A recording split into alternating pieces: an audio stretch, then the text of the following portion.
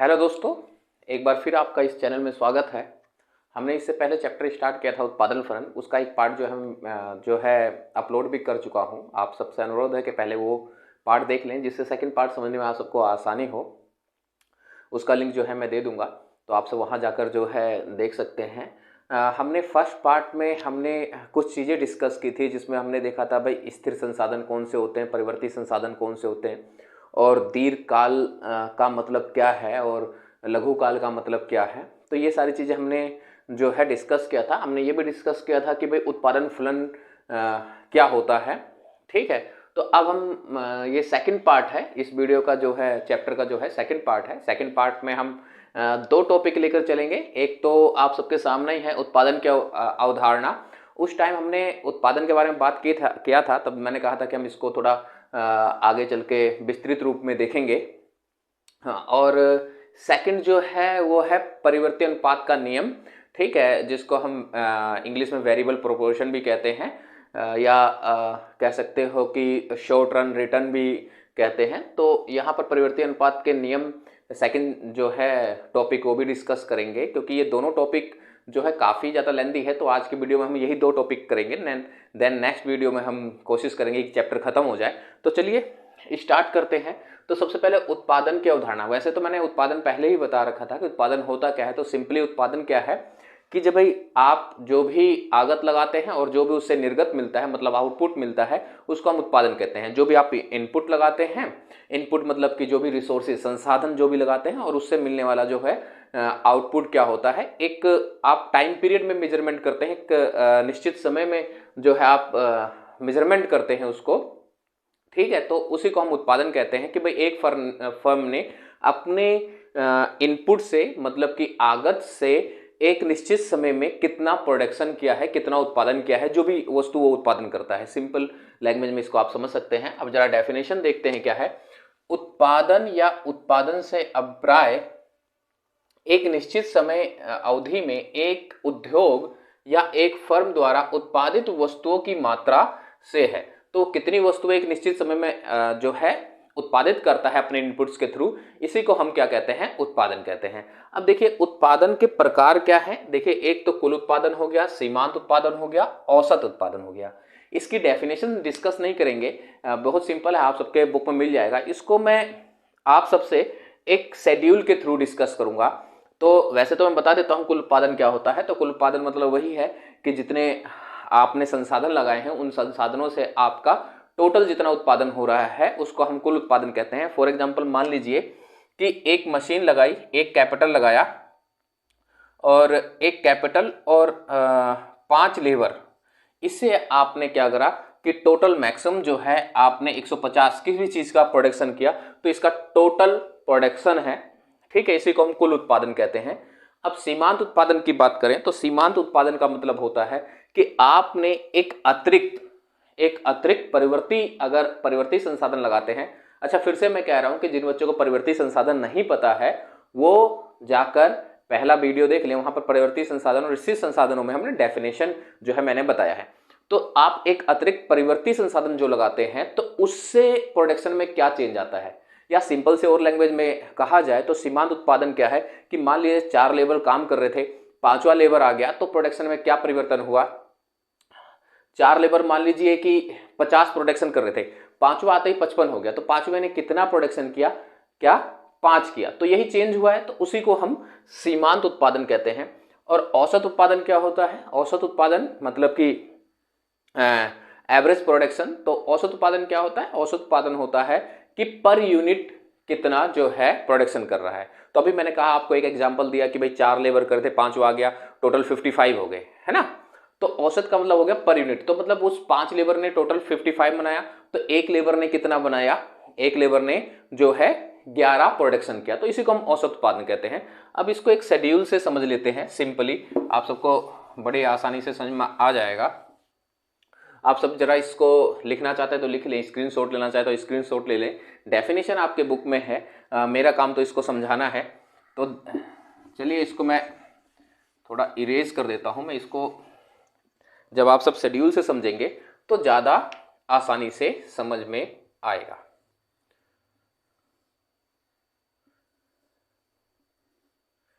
तो यहाँ पर मैं लेबर ले रहा हूँ।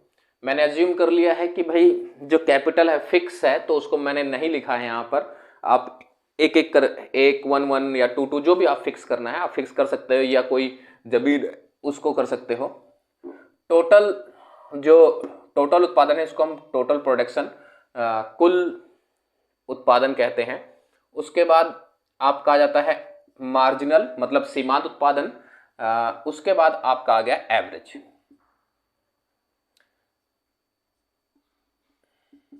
ठीक है, average production, sorry average production. अब देखिए यहां पर मैं लेबर लिख देता हूं। लेबर मैंने ले लिया 1 2 3 4 5 6 तक मैंने ले लिया। अब देखिए टोटल प्रोडक्शन, सिंपली मैंने 10 30 45 52 52 और इसको मैं 48 कर देता हूं। ठीक है, अब देखिए ये टोटल प्रोडक्शन है कि भाई 6 लेबर लगाकर वो क्या कर रहा है, 48 प्रोडक्शन कर रहा है। 5 लेबर लगाकर ये 52 प्रोडक्शन कर रहा है। अच्छा, आप सबके दिमाग में आएगा कि भाई छठा लेबर लगाते ये कम क्यों हो गया, तो ये हम अभी नेक्स्ट टॉपिक में समझेंगे। परिवर्ती अनुपात का नियम यही है कि ऐसा होता क्यों है। अब देखिए टीपी क्या है, जब एक लेबर काम कर रहा था तो टोटल प्रोडक्शन 10 था, दूसरा आते ही 30 हो गया, 3 आते ही 45 हो गया। तो ये टोटल उसने टोटल जितना भी अपने इनपुट्स दिए हैं उन इनपुट्स के थ्रू वो टोटल प्रोडक्शन कितना कर रहा है, इसी को हम कहते हैं कुल उत्पादन। अब एमपी की बात करें तो मैंने कहा चेंज, तो देखिए पहला लेबर जो है वो 10 कर रहा था, तो दूसरे ने कितना किया, दूसरे के आते कितना चेंज आया, तो देखिए दूसरे के आते ही पहले से दूसरा हो गया, 2 हो गए अब लेबर, तो चेंज कितना आया, देखिए यहां से यहां तक का कितना चेंज है 20। फिर तीसरा लेबर आते ही कितना हो गया, चेंज कितना हो गया 30 से 45 में, ठीक है 15, 9 कितना हो गया 7, फिर 0 और फिर -4। ठीक है, तो ये जो एमपी है ये सीमांत उत्पादन है कि एक अतिरिक्त लेबर आता है, इसको समझना बहुत जरूरी है। जब एक अतिरिक्त परिवर्ती संसाधन लगाते हो या लेबर, क्योंकि मैंने शुरू में पहली वीडियो में कहा था कि हम जो स्थिर संसाधन है उसको भूमि लेकर चलेंगे और परिवर्ती संसाधन जो है उसको हम लेबर लेकर चलेंगे। ठीक है, तो एक अतिरिक्त लेबर आ रहा है तो उससे प्रोडक्शन में कितना चेंज आ रहा है उसी को हम क्या कहते हैं, सीमांत उत्पादन या मार्जिनल जो है प्रोडक्शन कहते हैं। आप सबको बिल्कुल इजीली निकालना भी आ गया होगा, कितने आसानी से निकल जाता है कि भाई इसमें से इसको जो है चेंज देखते जाइए। उसके बाद एवरेज क्या है, क्योंकि मार्जिनल और एवरेज में थोड़ा दिक्कत होती है, कंफ्यूजन होती है। तो एवरेज मतलब होता है पर यूनिट, यहां चेंज से मतलब नहीं है, पर यूनिट लेबर कितना काम कर रहा है। जैसा अभी देखिए फॉर एग्जांपल एक लेबर 10 कर रहा था है, तो भाई एक लेबर है तो 10 ही कर रहे हैं, सीधी सी बात है। 2 लेबर होते ही 30 हो रहा है, तो एक लेबर ने कितना किया 15 किया। ठीक है, 3 लेबर होते ही 45, ठीक है, तो 3 लेबर होते ही क्या हो गया 45, मीन्स कि भाई इसने भी 15 किया। ठीक है, अब 4 लेबर होते ही 52, ठीक है, तो 52 4 लेबर होते ही तो एक लेबर ने कितना किया, तो 13 4 जा 52 है ना, तो 13 किया। ठीक है, उसका 5 लेबर होते ही फिर 52 ही रह गया है, तो देखिए यहां पर कितना हो गया 5 1 जा 5 0 10.4। ठीक है, फिर भाई 6 लेबर होते ही 48, ठीक, तो कितना हो गया 6 लेबर होते ही 48, तो 8 प्रोडक्शन हुआ। तो ये पर यूनिट और एमपी में आप सबको क्या है कंफ्यूजन नहीं होना चाहिए। देखिए जो एपी कैसे निकला है, एपी निकला है भाई टीपी डिवाइड बाय क्वांटिटी या लेबर कह लो है, या यूनिट कह लो, जो हमने वेरिएबल वो लिया है उसी को मैं क्वांटिटी लिख रहा हूं या यूनिट भी कह सकते हो। ठीक है, और एमपी की जब बात हुई थी तो भाई टीपी n -1, ठीक है, ये एमपी का फॉर्मूला है। ठीक, और इन्हीं से आपका टीपी निकल जाता है। तो बिल्कुल सिंपल है, आप सबको समझ में आ गया होगा कि भाई जो है कुल उत्पादन क्या है, सीमांत उत्पादन क्या है और औसत उत्पादन क्या है। ठीक है, डेफिनेशन मैंने नहीं लिखा है लेकिन मैंने डेफिनेशन आप सबको बता दिया था। ठीक है, तो इसको आप उतार लीजिए। इसके बाद एक टॉपिक और जो बहुत मेन टॉपिक है जो एग्जाम में आता ही आता है वो डिस्कस करेंगे, तो आप सब इसको उतार लीजिए जब तक मैं उसको लिख लेता हूं। लिखने का पर्पज बस इतना होता है कि कोई टॉपिक छूट ना जाए या कोई भी ऐसी बिंदु रह ना जाए जो समझाना चाहते थे। कई बार क्या होता है कि मैं कई सारी चीजें ऐसी खुद ही लिख के यहाँ पर बता देता हूं, तो कई बार ऐसा रियलाइज होता है कि भाई एक आधी कोई ऐसा बिंदु रह गया है जो मुझे बताना चाहिए था। ठीक है, तो इसलिए आप सबको इसको वो कर लीजिए, लिख लीजिए, या जैसा भी है आप सब स्क्रीनशॉट लेना चाहते हैं कुछ भी कर लीजिए, जैसा भी है। मैं इतने जो अगला टॉपिक है उसको मैं वीडियो को पॉज करके लिख लेता हूं।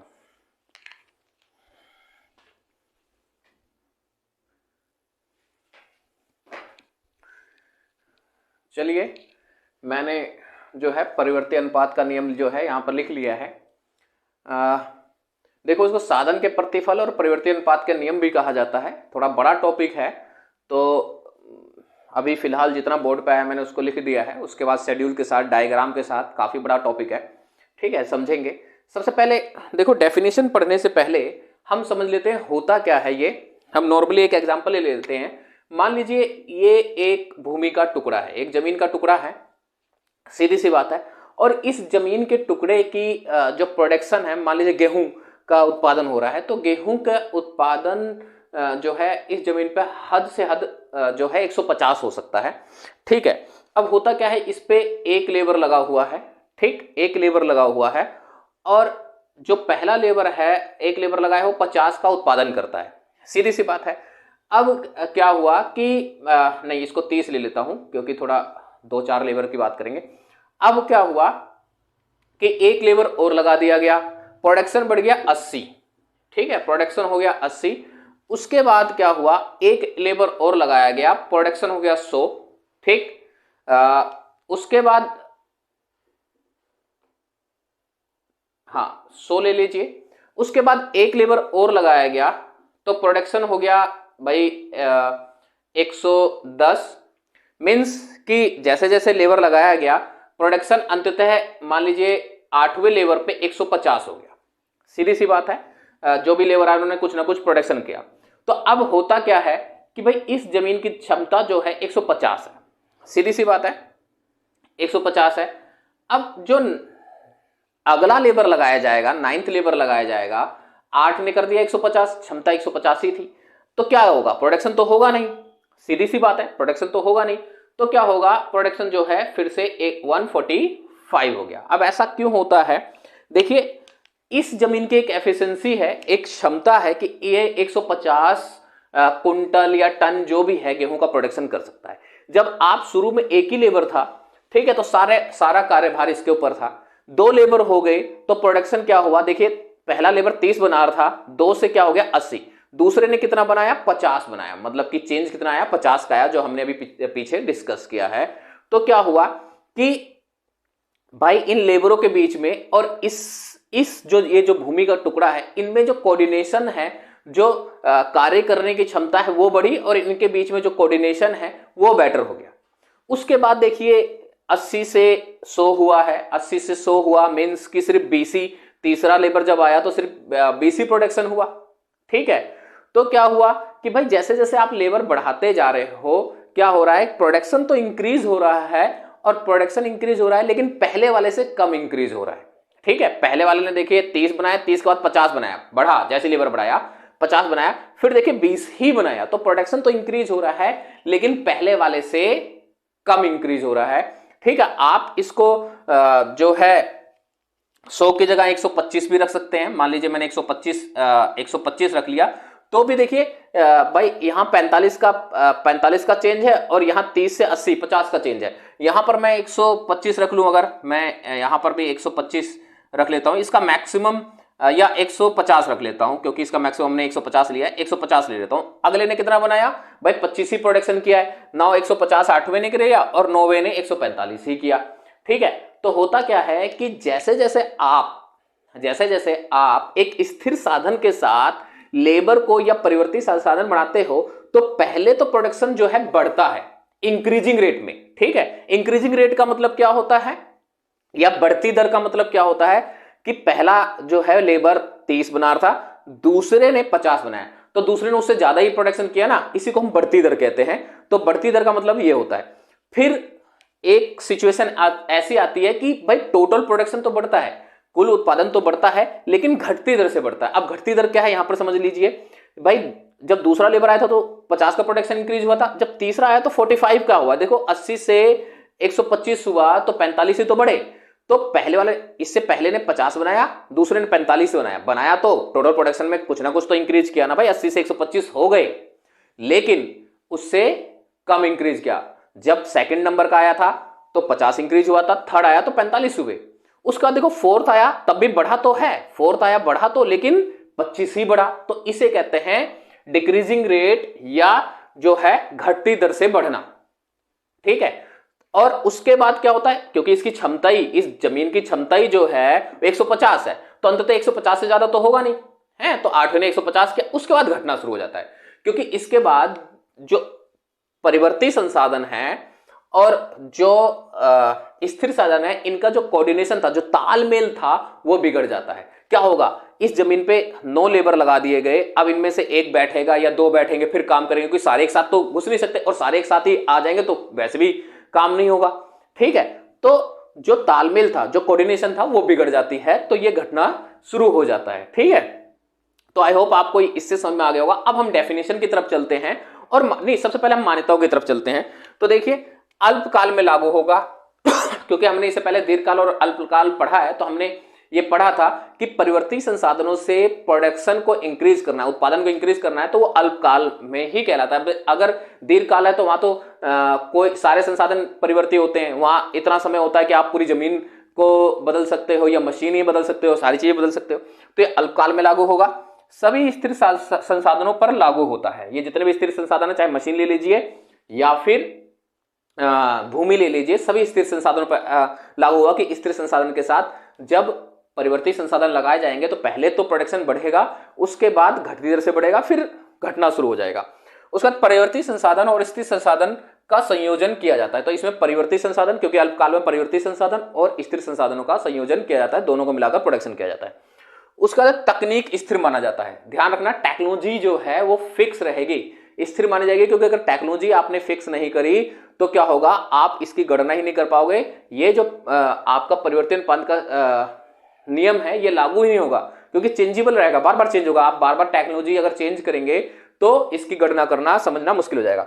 परिवर्ती संसाधन समान रूप से कुशल होने चाहिए। जो परिवर्ती संसाधन मतलब लेबर, मैंने लेबर लिया है तो लेबर वो समान रूप से कुशल होने चाहिए, सबकी कुशलता एक जैसी होनी चाहिए, तब जाकर ये नियम अप्लाई होता है। अब डेफिनेशन की बात कर लेते हैं। तो देखिए डेफिनेशन क्या कहता है, जब हम अन्य आगतों को स्थिर रखते हुए केवल एक आगत की मात्रा को बढ़ाते हैं तो कुल उत्पादन प्रारंभ में बढ़ती दर से बढ़ता है, मैंने बता दिया बढ़ती दर क्या होता है, और फिर घटती दर से बढ़ता है, यह भी बता दिया मैंने। अंततः वो ऋणात्मक हो जाता है, अंततः ऋणात्मक हो जाता है। यहां पर हमने देख लिया कि 9वें पे क्या हुआ है भाई, 8th था जब 8 लेबर 150 जो इसकी क्षमता थी, उसके बाद ये क्या हो गया 145। ठीक, तो आई होप आपको ये समझ में आया होगा। अब इसके साथ हम शेड्यूल, जो मैंने पीछे शेड्यूल बनाया बिल्कुल वही बना लेंगे और डायग्राम के साथ इसको समझेंगे। तो चलिए आप सब इसको उतार लीजिए।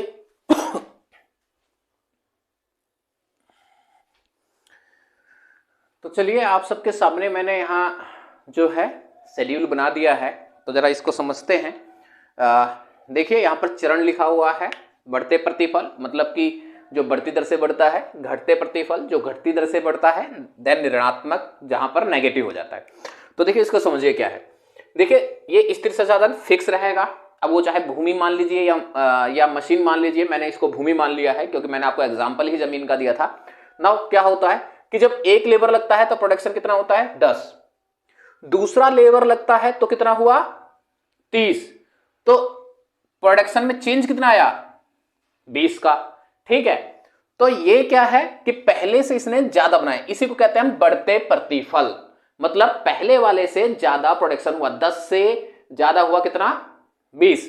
उसके बाद देखिए घटते प्रतिफल क्या कहता है, जब तीसरा लेवल लगाया तो 15, मतलब यहां पर टोटल प्रोडक्शन जो है 45 हुआ और एमपी 15। उसका चौथा लगाते ही 52 और 7, पांचवा लगाता ही 52 और 0। तो यहां पर टोटल प्रोडक्शन तो बढ़ रहा है, इसलिए हम इसको जो है प्रोडक्शन तो बढ़ रहा है, टोटल प्रोडक्शन तो बढ़ रहा है, तो इसलिए हम इसको बढ़ने में ही लेते हैं। लेकिन किस हिसाब से बढ़ रहा है? पहले वाले से कम बढ़ रहा है। देखो भाई, जब दूसरा लेबर आया था तो उसने 20 बनाया था, तीसरे ने 15 ही बनाया, और चौथे ने 7 बनाया, पांचवें ने 0 बनाया। तो कुल प्रोडक्शन में तो भाई बढ़ोतरी हो रही ना, 45 से 52 हो गया, 52 से फिर 52 ही हो गया, परंतु ये घटते प्रतिफल है कि पहले वाले से कम कम बना रहे हैं, ये पहले वाले से कम कम प्रोडक्शन कर रहे हैं, इसे वो घटते प्रतिफल करते हैं ना। उसके बाद 6th आ गया, तो क्या हो गया? 52 से 48 हो गया। मैंने उस टाइम आप सबको एक रीजन दिया था, बाद में हम इकोनॉमिक्स के लैंग्वेज में भी देखेंगे कि भाई मैंने रीजन दिया था कि भाई जो जमीन है उसकी एफिशिएंसी है, अब उसमें 10 जने लेबर खड़े ही नहीं हो सकते, तो तुम्हें तो फालतू में 10 लेबर लगा रखे हैं। अगर उसमें खड़े होने की क्षमता 5 ही जनों की है तो 5 ही रहेंगे ना, बाकी 5 तो इंतजार करेंगे, फिर आकर वो भाई 5 बैठो 5 काम करो। तो इसे कहते हैं घटते प्रतिफल। ठीक है, ऋणात्मक प्रतिफल 48 हो गया, ये हो गया ऋणात्मक प्रतिफल। अब इसके 3 चरण होते हैं।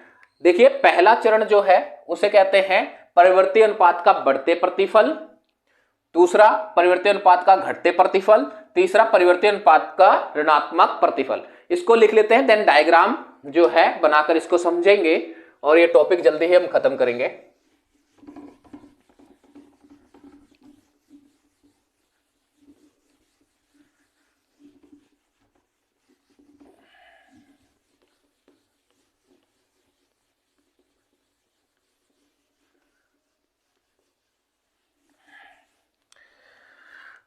तो डायग्राम बना लेता हूं, उसके बाद आप सबको चरण भी समझाया जाएगा। मैं डायग्राम फ्री हैंड बना रहा हूं, आप सब पॉइंट रख के भी बना सकते हो, क्योंकि अगर पॉइंट रखूंगा तो फिर से ये बहुत बड़ा वीडियो हो जाएगा। तो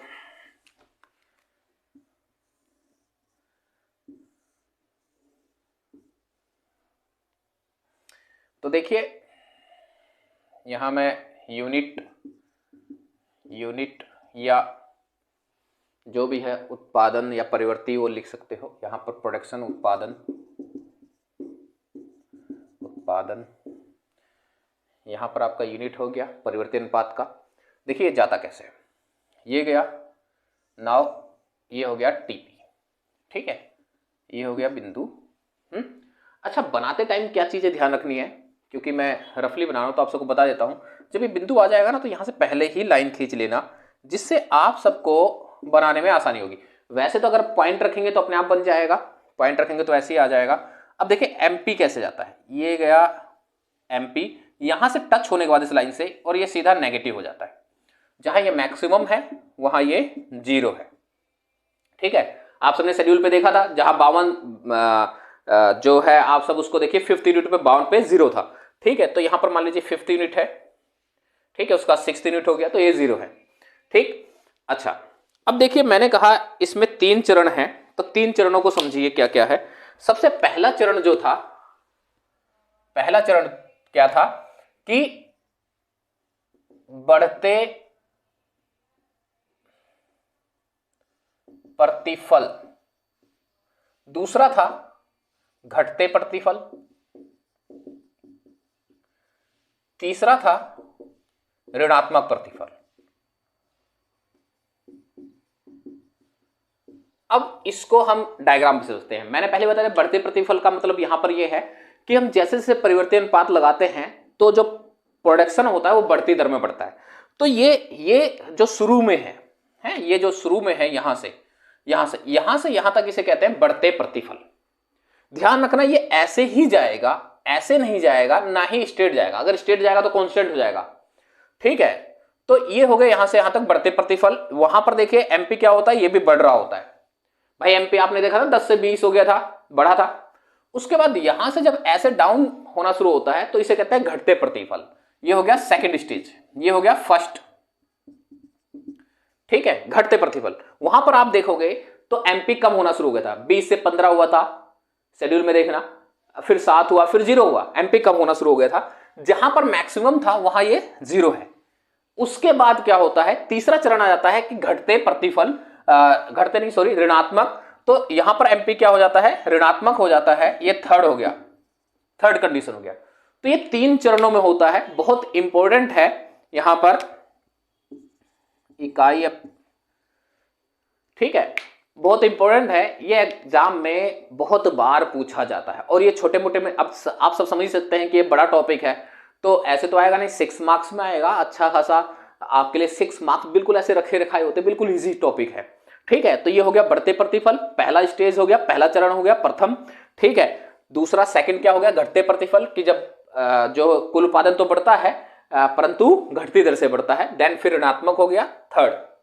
अब ये पूरा टॉपिक जो है परिवर्ती अनुपात का यहां पर ये हो गया। अब इसके बाद जो ये 3 चरण हैं, बढ़ते प्रतिफल, घटते प्रतिफल या ऋणात्मक प्रतिफल, इसके कारण क्या है ये बताते हुए फिर हम यहां पर आज की वीडियो जो है खत्म करेंगे।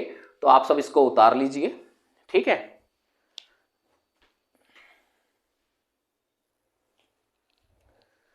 तो चलिए आज का ये लास्ट टॉपिक देख लेते हैं, फिर जो है परिवर्ती अनुपात जो है यही समाप्त करेंगे। उसके बाद नेक्स्ट वीडियो में कोशिश किया जाएगा चैप्टर खत्म कर दिया जाए। तो देखिए 3 चरण थे, पहले बढ़ती प्रतिफल के चरण था, तो बढ़ती प्रतिफल के कारण क्या है, घटते प्रतिफल के कारण क्या है और ऋणात्मक प्रतिफल के कारण क्या है। सीधी सी बात है, अगर पहले प्रोडक्शन जो है बढ़ती दर से बढ़ रहा है तो उसका कारण क्या है, फिर घटती दर से बढ़ रहा है तो कारण क्या है, फिर अगर नेगेटिव हो जाता है, ऋणात्मक हो जाता है तो कारण क्या है। तो देखिए सबसे पहले स्थिर साधन का पूर्ण प्रयोग, सबसे पहला रीजन है स्थिर साधन का पूर्ण प्रयोग। जैसे जैसे परिवर्ती संसाधन आप लगाते हो स्थिर साधनों के साथ, पूर्ण प्रयोग होने जाता है। मैंने एग्जांपल दिया था आप सबको कि भाई एक जमीन का टुकड़ा है, तो इस पे एक लेबर जो है काम कर रहा था, वो प्रोडक्शन कर रहा था, भाई मान लीजिए 30 कर रहा था। ठीक है, तो और इसकी क्षमता कितनी है, 150 है इस जमीन के टुकड़े की। तो जब 150 कर सकता है, आप एक ही लेबर लगाकर 30 ही कर रहे हो, तो इसका पूर्ण प्रयोग कहां हो रहा है, 150 तक आप जा सकते हैं ना, तो तब तक आप लेबर लगा सकते हैं जब तक 150 तक प्रोडक्शन ना देना शुरू कर। ठीक है, तो पूर्ण प्रयोग होने जाता है। परिवर्ती संसाधन की कुशलता में वृद्धि, तो जो परिवर्ती संसाधन स्थिर संसाधन के साथ लगते हैं तो उनकी कुशलता में वृद्धि होने लग जाती है। ठीक है, उनका तालमेल बढ़ जाता है। फिर स्थिर साधन की अविभाज्यता, अब होता क्या है कि जो स्थिर साधन है वो अविभाज्य होते हैं, उनको बांटा नहीं जा सकता है। तो इसलिए परिवर्ती संसाधनों के साथ जब स्थिर संसाधनों के साथ लगाया जाता है, स्थिर संसाधन लगाए जाते हैं, तो उसके प्रोडक्शन बढ़ना शुरू हो जाता है। ऐसा तो नहीं है कि मशीन के टुकड़े कर करके आप एक टुकड़ा उसको दे दो, एक टुकड़ा उसको दे दो, एक टुकड़ा उसको दे दीजिए और प्रोडक्शन होना शुरू हो जाएगा, ऐसा तो पॉसिबल नहीं है। लेकिन ये पॉसिबल है कि भाई अगर एक मशीन पे 4 जने काम कर सकते हैं तो आप 4 जने लगा सकते हो एक की जगह। ठीक है, तो अविभाज्य होता है जो है स्थिर संसाधन, और फिर आप सिर्फ परिवर्ती संसाधन ही लगाकर उसमें प्रोडक्शन बढ़ा सकते हैं। उसका घटते प्रतिफल के कारण क्या है कि घटते दर से प्रोडक्शन क्यों बढ़ना शुरू होता है, संसाधनों का अनुकूलतम संयोग। ठीक है, जब जैसे जैसे परिवर्ती संसाधन आप लगाना शुरू करते हो तो संसाधनों का अनुकूलतम संयोग तक वो पहुंच जाता है।